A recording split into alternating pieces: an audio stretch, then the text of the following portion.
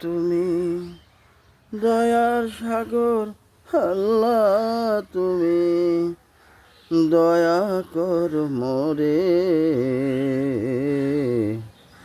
তোমার দয়া ছাড়া এই জগতে কেউ ভালো থাকতে না পারে। তোমার দয়ার ছায়া ছাড়া এই জগতে কেউ ভালো না থাকতে পারে। আল্লাহ তুমি রহমান, আল্লাহ তুমি রহিম, তুমি দয়ার সাগর, আল্লাহ দয়া করো মোরে। আল্লাহ তুমি দয়া করো মোরে।